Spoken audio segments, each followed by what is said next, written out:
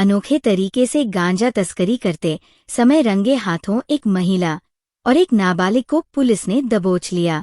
घटना उत्तर दिनाजपुर जिले के इस्लामपुर थाना क्षेत्र के श्री कृष्णपुर बाईपास से सटे राष्ट्रीय राजमार्ग की है।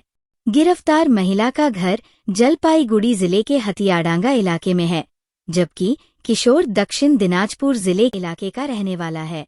पकड़ी गई महिला ने स्वीकार किया है कि उसने ये काम 4 से 5,000 रुपये में काम की है। स्थानीय सूत्रों के अनुसार बस में प्लास्टिक की बाल्टियां ले जाई जा रही थीं, लेकिन गिरफ्तार लोग बाल्टी को आधा काटकर गांजा तस्करी करने की कोशिश कर रहे थे। गुप्त सूत्र से सूचना मिलने पर पुलिस ने जब बस की तलाशी के समय बाल्टीन की जांच परख किया तो पुलिस अधिकारी अचंभित हो गए। पुलिस सूत्रों के मुताबिक सिलीगुड़ी से रायगंज जा रही एक बस की तलाशी ली।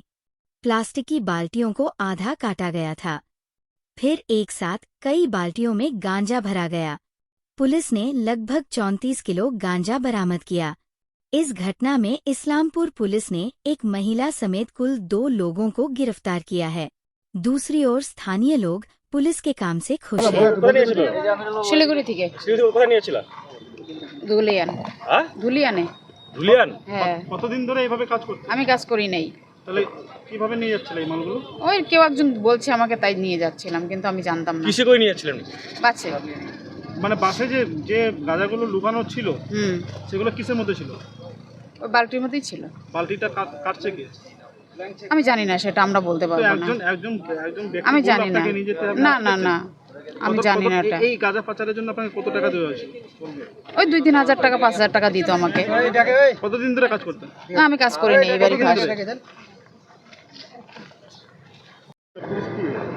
কী হয়েছে, আমরা তো সকালবেলা পাট্টা নিয়ে যাচ্ছিলাম ফ্যাক্টরিতে, তখন এখানে পুলিশ দেখে দাঁড়িয়েছি।